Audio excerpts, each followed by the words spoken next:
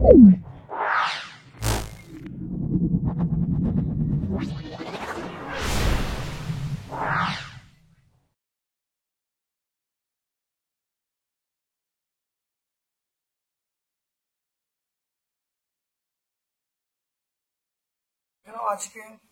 আমরা নতুন একটা সেট শুরু করছি।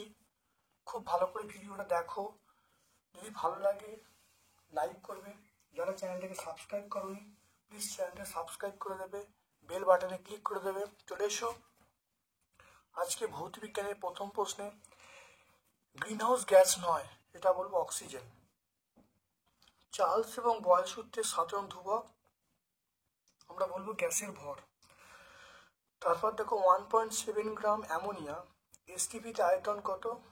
এসটিপিতে আয়তন হবে দেখো 2.24 লিটার। কি করেছে দেখে নাও।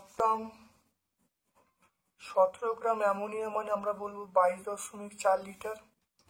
1 গ্রাম অ্যামোনিয়া মানে বলবো 22.4/17। তারপরে দেখো 1.7 গ্রাম অ্যামোনিয়া বলতে 22.4 ইন্টু 1.7 বাই এটা এটা করলে কত হবে? 22.4 ইন্টু 17/17/10, এটা কেটে গেল। তাহলে দেখো 10 দিয়ে ভাগ করলে 2.24 লিটার। তাহলে দেখো, তাহলে অ্যান্সার পেলাম কত? অপশন সি দেখো পেলাম, অপশন সি। তারপর দেখো বিবর্ধক কাঁচের 0.1 মিটার দূরত্বে রাখা বস্তুর প্রতিবিম্ব দেখো 40। দেখো বিবর্ধক কাঁচের 0.1 মিটার দূরে বস্তুর প্রতিবিম্ব 40 মিটার দূরে গঠিত হলো, বিবর্ধন কত হবে? এম সমান আমরা বলবো ভি বাই ইউ। তাহলে ভি এর মান কত? ভি এর মান দেখে নাও 40, ভি এর মান 40। ইউ এর মান দেখো বসাচ্ছি, তাহলে 0.1। এটা করলে কত হবে? এটা করলে অবশ্যই দেখো 40 ইন্টু 10 হয়ে যাবে বাই 1। তাহলে বিবর্ধন কত হবে? বিবর্ধন অবশ্য 400 বলবো। তাহলে বিবর্ধন কত হবে? 400। তাহলে বিবর্ধন 400 হবে।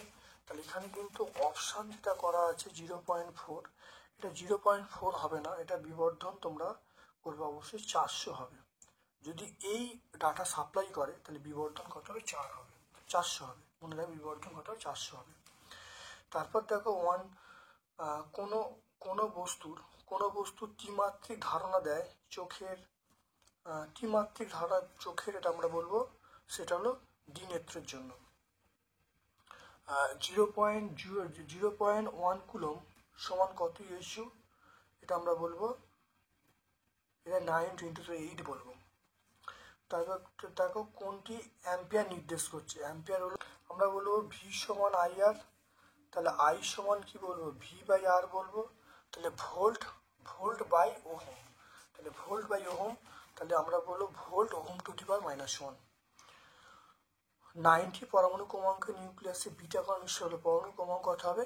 1 বাড়বে। তাই 90 থেকে 1 বাড়লে কত হবে? 91 হবে। তারপর দেখো 1.9 220 ভোল্ট 100 ওয়াট এর রোধ কত হবে? দেখে নাও। ভি স্কোয়ার বাই পি বলবো। তাহলে ভি স্কোয়ার মানে আর পি মানে 100 বলবো।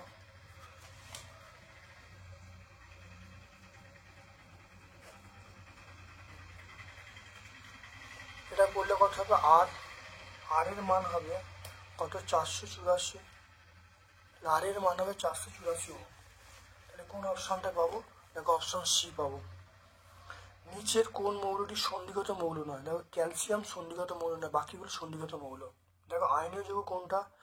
আয়নীয় যৌগ হলো H2 সমযোজী, CH4 সমযোজী, NH3 সমযোজী, কিন্তু ম্যাগনেসিয়াম ক্লোরাইড এটা হলো আয়নীয় যৌগ।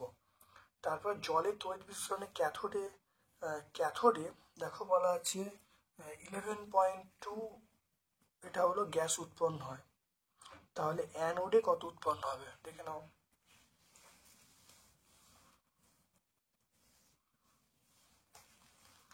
তাহলে ক্যাথোডে কি গ্যাস উৎপন্ন হয়? সেটা হলো হাইড্রোজেন গ্যাস উৎপন্ন হয়। ক্যাথোডে হাইড্রোজেন গ্যাস করে 2 ভাগ উৎপন্ন হয়, তাহলে অ্যানোডে 1 ভাগ উৎপন্ন হবে। 1 ভাগ মানে আমরা কত বলবো? এটাকে 2 দিয়ে ভাগ করে কত হবে? 5.6 হবে। এটা একটু বুঝে নাও ভালো করে।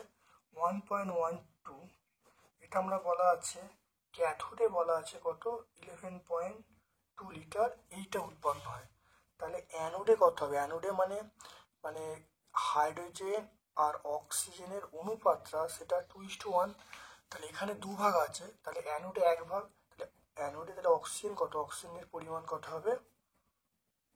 অক্সিজেনের পরিমাণ হবে তাহলে সেটা হলো 11.2/2 করলে কত হবে? 5.6 লিটার। তাহলে কত বলবো? 5.6। এটা কোন অপশানটা হবে? এটা আমরা অপশান এ বলবো। কোনটি আর্দ্র অ্যামোনিয়াকে শুষ্ক করতে ব্যবহার করা হয়? আর্দ্র অ্যামোনিয়াকে শুষ্ক করতে ব্যবহার করা হয় পোড়াচুন, সিএও আমরা ব্যবহার করি, সিএও। তারপর দেখে নাও ক্ষারীয় সোডিয়াম নাইট্রোক্সাইড দ্রবণ H2S চালনা করলে বেগুনি বর্ণ ধারণ করে। দেখো কোন কার্যকরী গ্রুপটি ইথাইল অ্যালকোহল আমরা বলবো বন্ড ওইচ, অপশন ডি বলবো। চলে এসো 2.1 চলে এসো।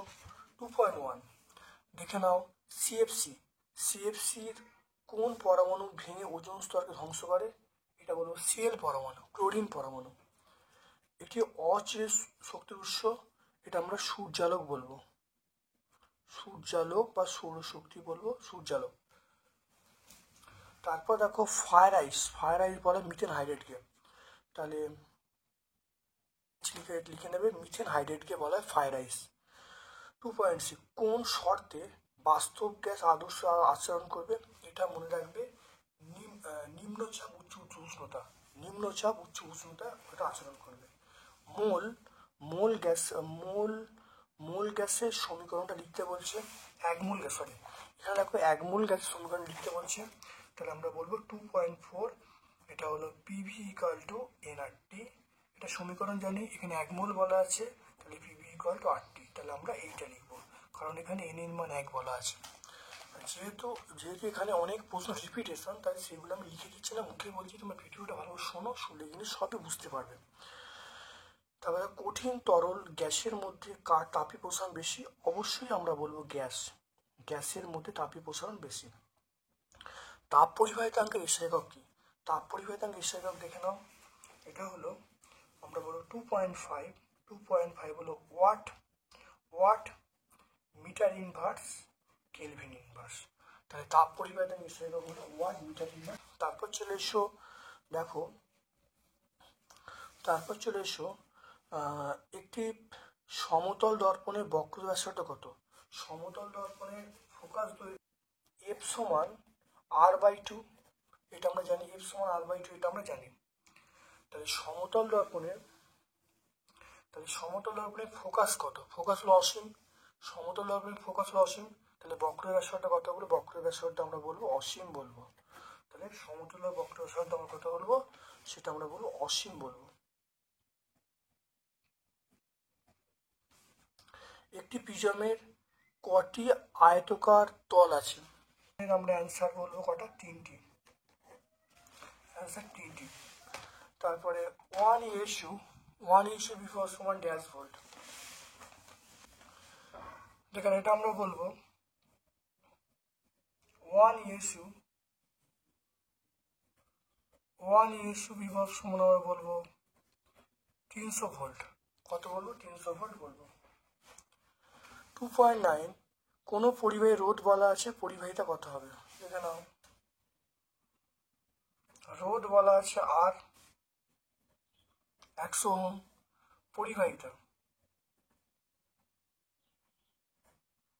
পরিবাহিতা হলো 1/r বলবো। তাহলে 1/100, এটা এককটা হবে মো, তাহলে 0.01 এটা মো আমরা বলবো। তারপর দেখো উষ্ণতা বৃদ্ধিতে অর্ধ রোধ কিভাবে হ্রাস পাবে?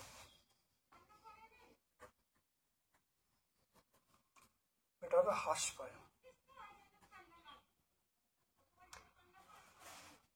উষ্ণতা বৃদ্ধি অর্ধেক রোধ হ্রাস পাবে। কোন ধরনের নিউক্লিয় বিক্রিয়া নক্ষত্রের উৎস? এটা আমরা বলবো নিউক্লিয়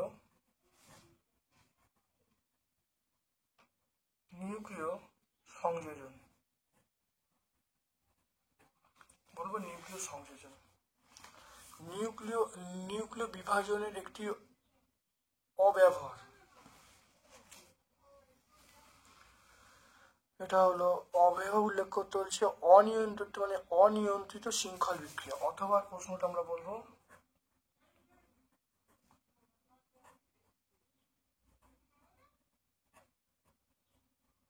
অনিয়ন্ত্রিত শৃঙ্খল বিক্রিয়া, আমরা বলবো অনিয়ন্ত্রিত শৃঙ্খল বিক্রিয়া বলবো। তারপর দেখো ক্ষার ধাতু আমরা সোডিয়াম বলবো, এটা 1। উচ্চ তৈরিণাত্মক মৌল আমরা ফ্লুরিন বলবো। হিমাটাইট আমরা লোহা বলবো, হিমাটাইট লোহা। থার্মিক পদ্ধতি আমরা অ্যালুমিনিয়াম বলবো, দেখে নাও ভালো করে। আচ্ছা, তারপর দেখো সর্বাধিক ঘনত্ব সম্পন্ন মৌল অসমিয়াম 2.12 এর সংকেত হলো OS, অসমিয়াম। একটি দেখো 2.13 দেখে নাও, একটি সমরি যৌগের নাম লেখো যা জলীয় দ্রবণ সুপরিবাহী, এটা আমরা HCl বলবো। 2.13 এটা আমরা HCl বলবো, হাইড্রোক্লোরিক অ্যাসিডের দ্রবণ বলবো। গাঢ় NaCl জলীয় দ্রবণ তড়িতে অ্যানোডে কি উৎপন্ন হয়, দেখে নাও অ্যানোডে কি উৎপন্ন হয়, NaCl এর জলীয় দ্রবণ অ্যানোডে কি উৎপন্ন হয়।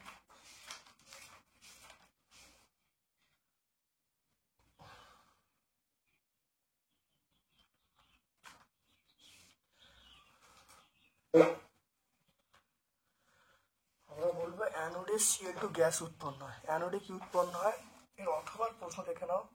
অথবার প্রশ্ন হলো অ্যানোডে কি উৎপন্ন হয়, আমরা বলবো Cl2 গ্যাস উৎপন্ন হয়। অ্যানোডে উৎপন্ন হয় Cl2 গ্যাস, দেখে নাও। একটি যৌগের নাম লেখো জলীয় দ্রবণ মৃদু তড়িৎ বিশ্লেষ্য। 2.14 আমরা বলবো অ্যাসিটিক অ্যাসিড, CH3CH, আমরা বলবো অ্যাসিটিক অ্যাসিড বলবো। তারপর দেখো রূপোর ওপর সোনার প্রলেপ দিতে হলে আমরা তড়িৎ বিশ্লেষণ হিসাবে, দেখো রূপোর ওপর সোনার প্রলেপ আমরা হলো পটাশিয়াম অরোসায়ানাইড, আমরা ব্যবহার করলো পটাশিয়াম অরোসায়ানাইড।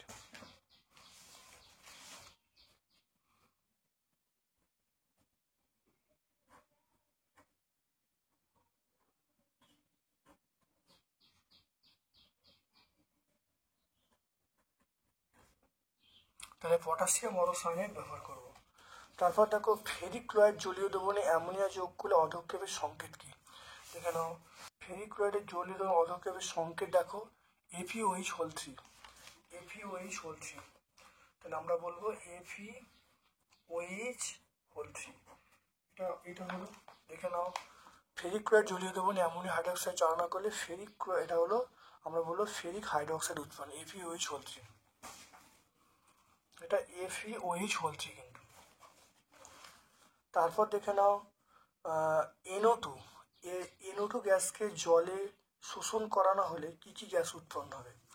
NO2 গ্যাস জলে শোষণ করানো হলে দেখে নাও, আমরা বলবো নাইট্রিক অক্সাইড উৎপন্ন হবে আর নাইট্রাস অক্সাইড, তাহলে নাইট্রিক অক্সাইড এবং নাইট্রাস অক্সাইড উৎপন্ন হবে। তারপরে কাঁসার মধ্যে থাকা সন্ধিগত মৌল নয় এমন মৌলের নাম, তাহলে এখানে কাঁসার মধ্যে কি থাকে, কাঁসার মধ্যে কপার এবং Cu এবং Sn থাকে। এবারে তাহলে Cu Sn থাকে, তাহলে সন্ধিগত মৌল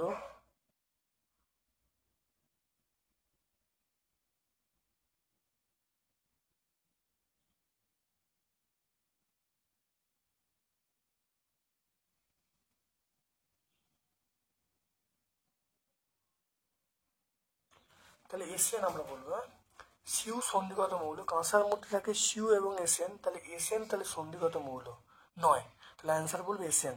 তাহলে কোনটা বলবে Sn, তাহলে Cu Sn থাকে, তাহলে অ্যান্সার হবে Sn, ঠিক আছে।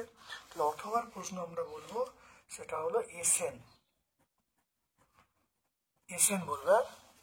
তারপর চলে এসো 4টি কার্বনযুক্ত অ্যালকেনের হারেন পরমাণু। অ্যালকেন দেখে নাও, অ্যালকেনের গ্রুপটা আমরা কি বলবো?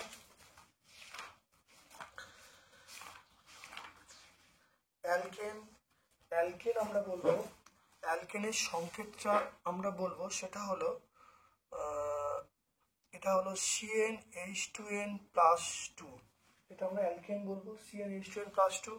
তাহলে চারটে এনের জায়গায় 4 বসাবো, তাহলে এটা কত হবে 2 × 4 + 2, তাহলে C4, এটা H10 হবে। তাহলে অ্যান্সার হবে কটা? তাহলে অ্যান্সার হবে 10টা। তাহলে হাইড্রোজেন পরমাণুর সংখ্যা আমরা কথা বলবো 10টা।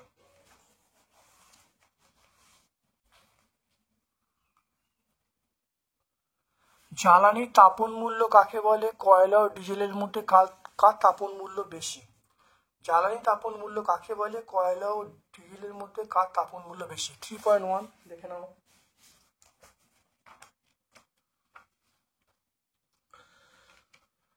দেখো তাপন মূল্য কাকে বলে?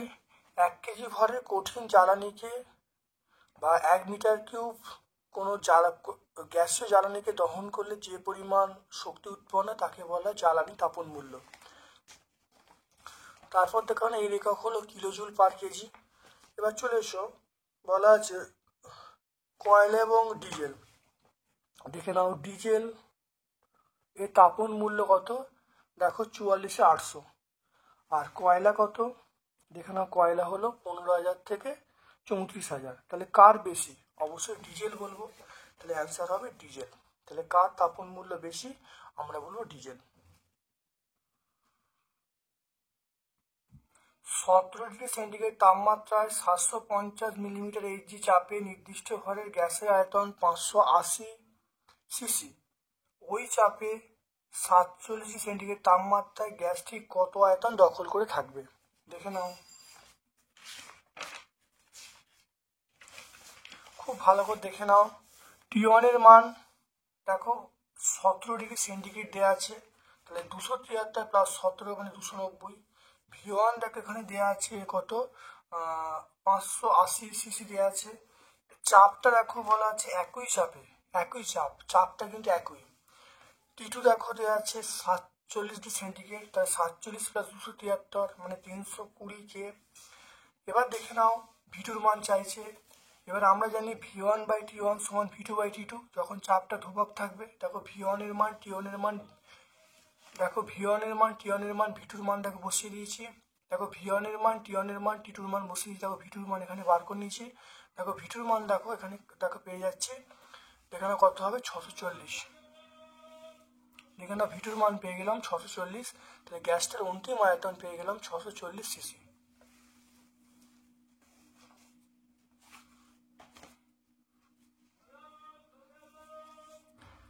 তারপর দেখে নাও অথবার প্রশ্ন, এসটিপিতে কোনো, দেখো এসটিপিতে কোনো গ্যাসের আয়তন বলা আছে 10 লিটার হলে মোল সংখ্যা কত হবে? খুব ছোট্ট অঙ্ক, মনে রাখবে মোল সংখ্যা বার করার নিয়ম হলো যে আয়তন দেওয়া আছে সেটাকে 22.4 দিয়ে ভাগ করে দেবো। ভাগ করে কত হবে 0.44। তাহলে অ্যান্সার হয়ে যাবে 0.44। ঠিক আছে, তাহলে এত মোল। হ্যাঁ, তাহলে আমরা বলবো তাহলে মোল সংখ্যা হলো 0.44, এটা আমরা বলবো। তারপরে দেখে নাও 3.3, কোনো তরলের ওপর পৃষ্ঠে বায়ু থেকে 45° কোণে আপাতিত আলোক রশ্মি 15° বিচ্যুত করলো, প্রতিসরাঙ্ক কত হবে নির্ণয় করতে বলছে। দেখে নাও, তাহলে এখানে আয়ের মান বলা আছে 45°, আর মানে তাহলে 45 - 15 হবে, তাহলে 30° হবে। তাহলে প্রতিসরাঙ্কের সূত্র আমরা জানি, স্নেলের সূত্র থেকে sin a/sin r। আয়ের মান কত? দেখে নাও আয়ের মান বলা আছে 45°, আর এর মান দেখো মানটা বসিয়ে দিয়েছি। তাহলে sin 45 মানে 1/√2, আর এখানে দেখো হাফ, তাহলে হাফটা দুইটা উপরে উঠে গেল, তাহলে 1/√2 × 2, তাহলে 2টাকে আমরা লিখলাম √2 × √2/√2, √2 ক্যান্সেল হয়ে গেল, তাহলে মিউ এর মান পেয়ে গেলাম √2। তাহলে আমরা পেয়ে গেলাম তরলের যে প্রতিসরাঙ্ক আমরা পেয়ে গেলাম √2। দেখো একটা অথবার প্রশ্ন আছে, খুব ভালো করে দেখেন অথবার প্রশ্ন। একটি বস্তুর দৈর্ঘ্য বলা আছে 5 সেন্টিমিটার, এটিকে উত্তল লেন্সের সামনে রেখে 10 সেন্টিমিটার দৈর্ঘ্যের প্রতিবিম্ব পাওয়া গেল, তাহলে রৈখিক বিবর্ধন এবং প্রতিবিম্ব দূরত্ব কত হবে? দেখে নাও, তাহলে আমরা জানি রৈখিক বিবর্তন, তাহলে দেখে নাও আমরা জানি রৈখিক বিবর্তন মানে হলো ভি বাই ইউ। তাহলে ভি এর মান দেখো দেয়া আছে 10, মানে কতটা প্রতিবিম্বের দৈর্ঘ্য সেটা 10, আর ইউ মানে বস্তুর উচ্চতা, তাহলে এটা হলো প্রতিবিম্বের উচ্চতা আর বস্তুর উচ্চতা। তাহলে প্রতিবিম্ব দেখো 10 সেন্টিমিটার আর বস্তু 5, তাহলে এটা কাটলে 2, তাহলে বিবর্ধন পেয়ে গেলাম কত হবে, সেটা হবে এম হয়ে গেল। তাহলে বিবর্ধন 2, বিবর্ধন একক নেই। আর প্রতিবিম্ব দূরত্ব বার করার জন্য, তাহলে প্রতিবিম্ব দূরত্ব মনে রাখবে, প্রতিবিম্ব দূরত্ব আমরা কি করে পাবো, প্রতিবিম্ব দূরত্ব বার করার নিয়ম হলো এই বিবর্ধনের সঙ্গে আমরা বস্তু দূরত্ব গুণ করে দেবো। বিবর্ধনের সঙ্গে আমরা কি গুণ করে দেবো, বস্তু দূরত্ব। তাহলে প্রতিবিম্ব দূরত্ব হলো সমান 2 ইন্টু বস্তু দূরত্ব। দেখে নাও তারপরে বৈদ্যুতিক হিটারে, দেখে নাও বৈদ্যুতিক হিটারের তার এবং ফিউজ তার একটা করে বৈশিষ্ট্য লিখতে বলছে। বৈদ্যুতিক হিটারের তার এবং ফিউজ তারের বৈশিষ্ট্য, দেখে নাও এটা 72 পেজ আমরা পাবো।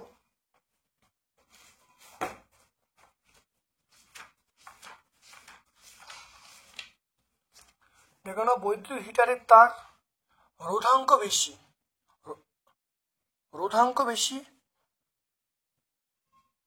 গলনাঙ্ক বেশি, কিন্তু আমরা যখন ফিউজ তার বলবো সেখানে দেখো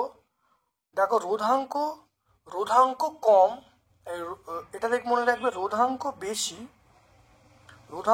গলনাঙ্ক কম। তাহলে ফিউজ তারের ক্ষেত্রে আমরা বলবো রোধাঙ্ক বেশি গলনাঙ্ক কম, এখানে কিন্তু দুটোই বেশি, অর্থাৎ নাইক্রোম তারের গলনাঙ্ক এবং রোধাঙ্ক দুটোই বেশি, আর ফিউজ তারের ক্ষেত্রে রোধাঙ্ক কম বেশি গলনাঙ্ক কম। তারপর দেখো কার্বন ডাইঅক্সাইড লুইস ডট, এটা বহুবার হয়েছে, পেজ নাম্বার 90 তোমরা পেয়ে যাবে, খুব ভালো করে দেখবে।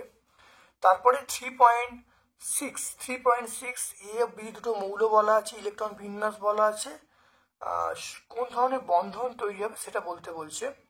এটা আমরা 360 পেজে পাবো।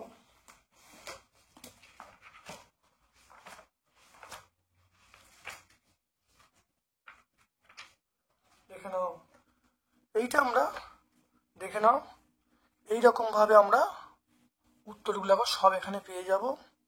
দেখে নাও এখানে উত্তরটা সব পেয়ে যাবে, একটা ধাতু একটা অধাতু, দেখতে পাচ্ছ। তাহলে এ মৌলের যোজ্যতা 1, বি মৌলের যোজ্যতা বি, তাহলে এ মৌলের যোজ্যতা 1, বি মৌলের যোজ্যতা 2, তাহলে আমরা লিখব সংকেতটা হবে A2B। তাহলে আমরা সংকেতটা কি লিখবো, এটা লিখবো A2B, সংকেতটা হবে A2B। আর কোন ধরনের বন্ধন তৈরি হয়, এটা আমরা বলবো সমযোজী বন্ধন তৈরি হয়। কোন ধরনের বন্ধন, সমযোজী বন্ধন তৈরি হয়। তারপর দেখো এটা আয়নীয় যৌগ কঠিন অবস্থায় তড়িৎ পরিবহন করে না, গলিত অবস্থায় তড়িৎ পরিবহন করে, এটা আমরা 320 পেজে পাবো।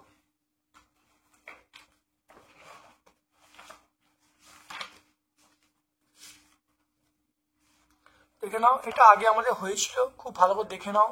যখন কঠিন অবস্থায় থাকে তখন ওই আয়নগুলোর মধ্যে অ্যানায়ন ক্যাটায়নের মধ্যে তীব্র তড়িৎ আকর্ষণ বল কাজ করে, যখন গলিত অবস্থায় থাকে ওই আকর্ষণ বল কমে যায়, ফলে তড়িৎ পরিবহন করতে পারে। দেখে নাও এটা, এই প্রশ্নের উত্তরটা তোমরা পেয়ে যাবে। তারপর দেখো নেজলার বিকারক কাকে বলে, নেজলার বিকারক সংস্পর্শে অ্যামোনিয়া এলে কি ঘটবে, 3.7 দেখে নাও। এই উত্তরটা আমরা পাবো, নেজলার বিকারের উত্তরটা পাবো, এটা আমরা 120 পেজে পাবো। দেখে নাও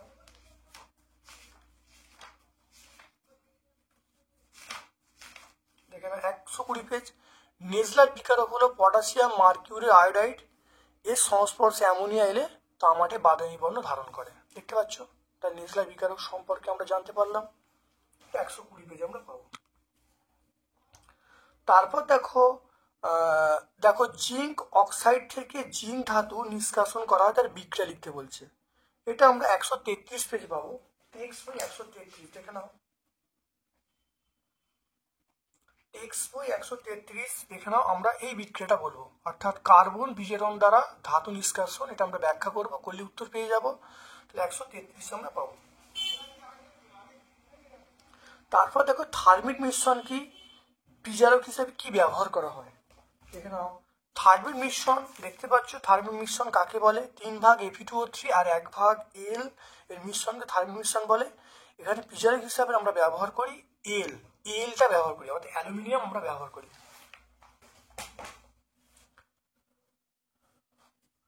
তারপর দেখো কার্যকরী গ্রুপ কাকে বলে উদাহরণ দিতে বলছে। এটা আমরা পেজ নাম্বার 139-এ পাবো, অনেকবার হয়েছে, তোমরা দেখলেই বুঝতে পারো অনেকবার হয়েছে, 139-এ পাবো, টেক্সট বই দুয়ারি গাঙ্গুলি মাইতি।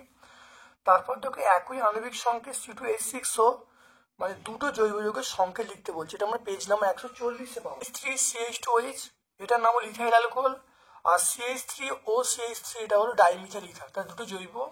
তারপর দেখো বয়েল চার্লস এবং অ্যাভোগাড্রো সূত্রের আদর্শ সমীকরণ।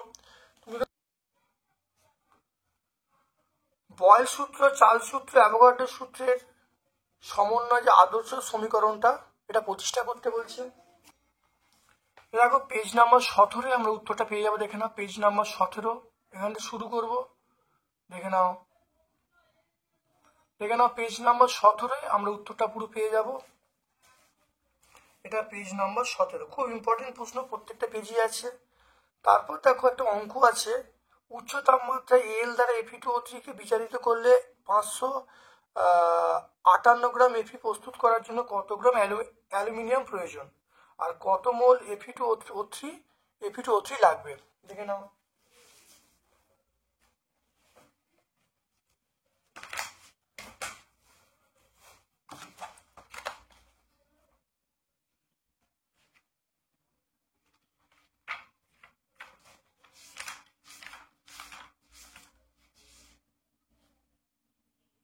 দেখে নাও এই অঙ্কটা, দেখে নাও পুরো আছে, প্রথম বিক্রিয়াটা লিখবে, দেখো 2 × 27, আর এখানে Fe দেখো 2 × 55, এবার দেখে নাও 2 × 55.8, তাহলে দেখে নাও 2 × 55.8 লোহা প্রস্তুত করতে অ্যালুমিনিয়াম লাগবে 2 × 27, একই কথা যেটা দেওয়া আছে, বার করলে 270 গ্রাম।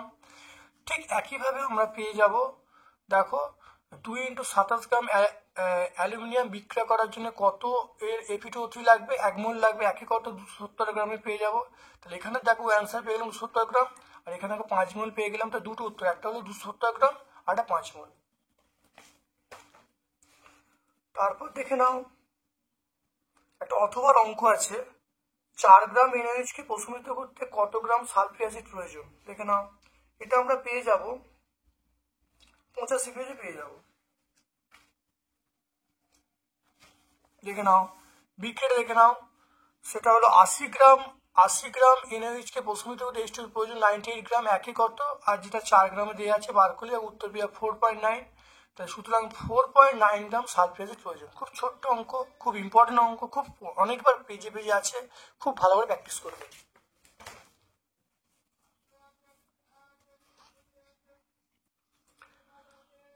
তারপর দেখো স্থির চাপে গ্যাসের আয়তন গুণাঙ্ক কাকে বলে, এর মান কত, দেখে নাও এটা আমরা পাবো পেজ নাম্বার 31-এ পাবো।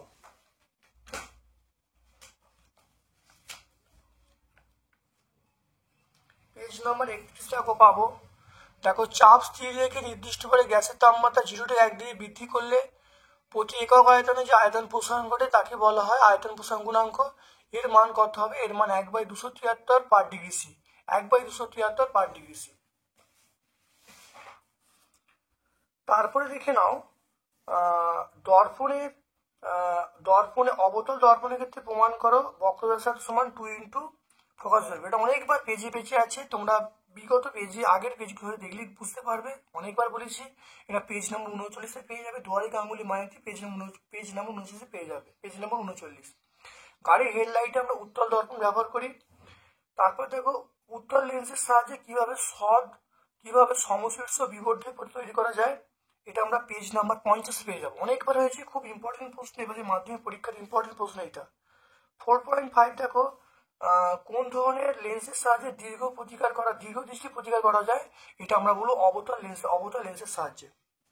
তারপর দেখে নাও একটি প্রিজমের প্রতিসারক কোণ বলা আছে, আর একটি প্রতিসারক তলে 60 ডিগ্রি কোণে আলোক রশ্মি আপাতিত হলে নির্গম কোণ কত হবে? চ্যুতিকোণ বলা আছে, দেখে নাও। দেখো তাহলে এর মান বিজম কোণ দেওয়া আছে, আপাতন কোণ দেওয়া আছে, চ্যুতিকোণ দেওয়া আছে। আমরা জানি ডেল্টা সমান I1 প্লাস I2 মাইনাস এ। এখানে হলো I1 হলো আপাতন কোণ, I2 হলো নির্গম কোণ। দেখো মানগুলো বসিয়ে দেওয়া হয়েছে, বসিয়ে দেখে নাও। তাহলে এখানে দেখে নাও 60 থেকে 30 যদি বাদ যায় 30 হবে। তাহলে I2 সমান 30 মাইনাস 0 ডিগ্রি। তাহলে I2 মানে কত? 0 ডিগ্রি। তাহলে নির্গম কোণ কত? অবশ্যই 0 ডিগ্রি। তারপর দেখো ওহম সূত্র বিবৃত করতে বলছে, ওহম সূত্র বিবৃত করতে বলছে, ব্যাখ্যা করতে বলছে। ওহম সূত্র বিবৃত, ব্যাখ্যা এবং এই সূত্র থেকে রোধের সংজ্ঞা দেখে নাও।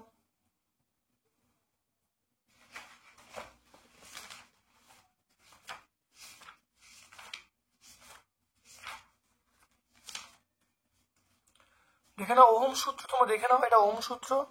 ব্যাখ্যা এটা ভি সমান কে আই।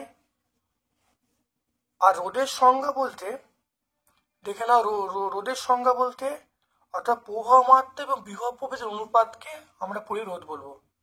প্রবাহ মাত্রা এবং বিভব প্রভেদের অনুপাতকে আমরা কি বলবো? পরিবেশ রোধ বলবো।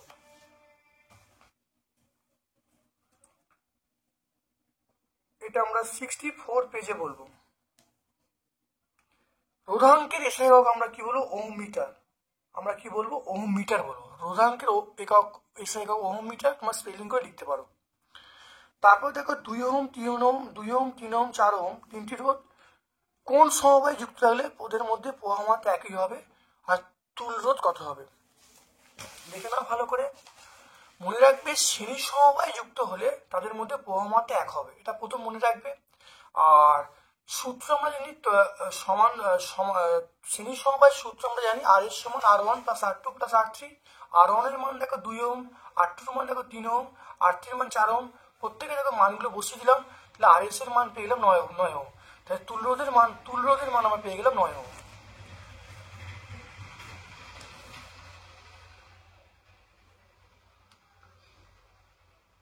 তারপর দেখো R1 R2 R3 মানে তিনটি রোধ সমান্তরাল সমবায়ে যুক্ত, সমবায়টির তুল্য রোধ বার করতে বলছে, দেখে নাও।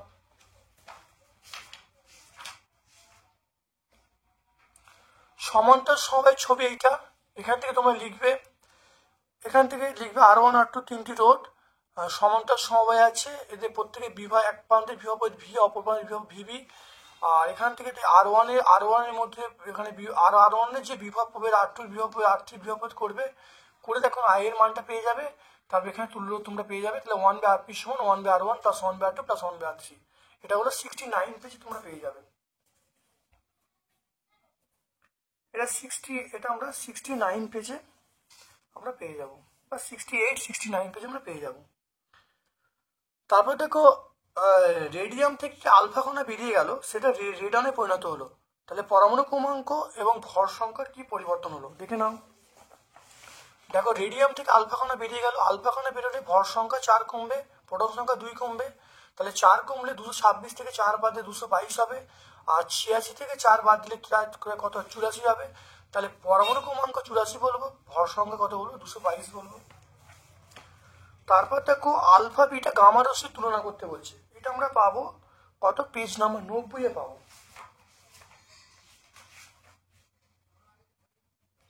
পেজ নাম্বার 90 দেখো আলফা বিটা গামা রশ্মির তুলনা তোমরা এখানে পেয়ে যাবে। দুটো পয়েন্ট তোমরা বলে দিলে উত্তর হয়ে যাবে। তারপরে দেখে নাও 4.9 হাইড্রোজেন ধর্মের সাথে 17 নম্বর যে মৌলগুলো আছে তার দুটো সাদৃশ্য লিখতে বলছে। 100 পেজে আমরা পাবো। দেখে নাও এই হ্যালোজেনের সঙ্গে সাদৃশ্য দেখে নাও। 1 নম্বর হলো হ্যালোজেনের মধ্যে একটা একযোজী অধাতব মৌল, ফ্লুরিন ক্লোরিনের মধ্যে একটা দ্বিপরমাণু গ্যাসীয় মৌল। আর এটা হলো ধাতুর সঙ্গে বিক্রিয়া করে ধাতব হাইড্রোক্সাইড উৎপন্ন করতে পারে। এগুলো বলবো, আর এগুলো আমরা বললেই হবে।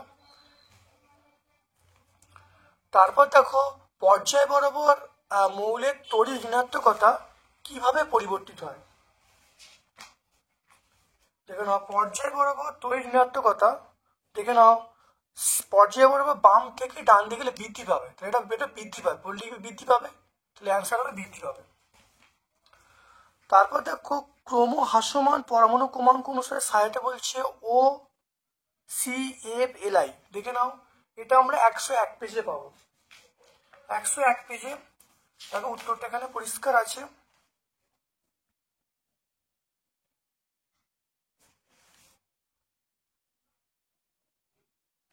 দেখে নাও এই উত্তর এখানে পরিষ্কার, এখানে লিখে নাও। এর আমরা প্রথমে এলাই হবে, তারপরে বি হবে, তারপরে বি হবে, তারপর সি, তারপরে এন, তারপর ও, তারপরে এফ। তারপর দেখে নাও কোন এই মৌলটা কোথায় অবস্থান করছে। এই মৌলটা আর্গন মৌলটা কোথায় অবস্থান করছে পর্যায় শ্রেণী বলতো, যেটা হলো 197 পেজ। দেখে নাও আমরা বলবো পেজ নাম্বার 97।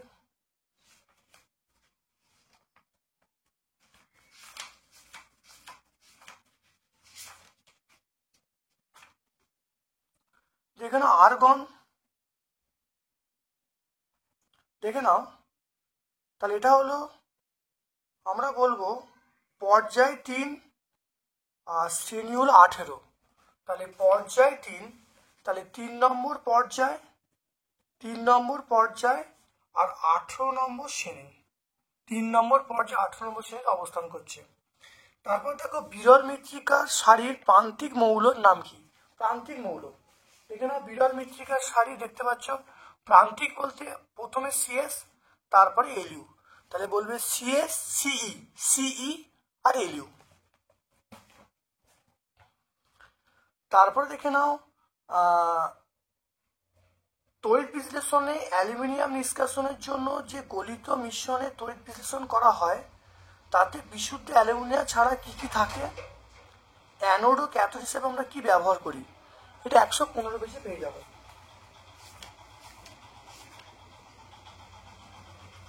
দেখে নাও আমরা বলবো ক্রায়োলাইট ও ফ্লুরোস্পার থাকে, আর অ্যানোড ও ক্যাথোড হিসাবে আমরা দেখতে পাচ্ছ গ্রাফাইট হলো অ্যানোড আর কার্বন ডন্ড হলো ক্যাথোড হিসেবে ব্যবহার করি। দেখতে পাচ্ছ এটা আমরা পাবো 115 পেজে, আমরা পাবো 115 পেজে। তারপর দেখো H2S গ্যাস প্রস্তুত সংক্রান্ত বিক্রিয়া নীতি, শর্ত, সমীকরণ, গ্যাস সংগ্রহ বলতে বলছে। তো এটা আমরা কতই পাবো? এটা 122 পেজে পাবো। দেখে নাও 122 পেজ আমরা পাবো। দেখে নাও নীতি, সমীকরণ, শর্ত লিখবো। তারপর দেখো আর H2S গ্যাস ঠান্ডা করে জলে দাববো বলে জলে নিম্ন অপসারণ দ্বারা সংগ্রহ করা যায় না, তাহলে এটা নিম্ন অপসারণ সংগ্রহ করতে পারি না। আর শুষ্ককরণ আমরা কি বলবো? এটা P2 উপায় মানে ব্যবহার করব।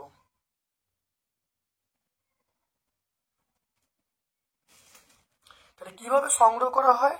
যেহেতু বায়ুর চেয়ে ভারীতে ঊর্ধ্ব অপসারণ সংগ্রহ করা হয়, তাহলে বায়ুর ঊর্ধ্ব অপসারণ দ্বারা আমরা সংগ্রহ করি কাকে? H2S গ্যাসকে।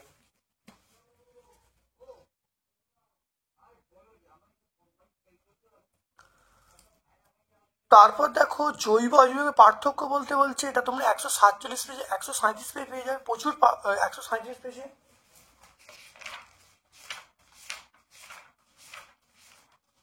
দেখে নাও এটা 137, পার্থক্য অনেকগুলো আছে, তোমরা এর মধ্যে যে কোনো দুটো লিখে দেবে। তারপর দেখো ইথিলিনের গঠনের সাহায্যে দেখা হচ্ছে ইথিলিন একটা অসম্পৃক্ত হাইড্রোকার্বন, এটা 145 পেজে পেয়ে যাবে। দেখে নাও ভালো করে।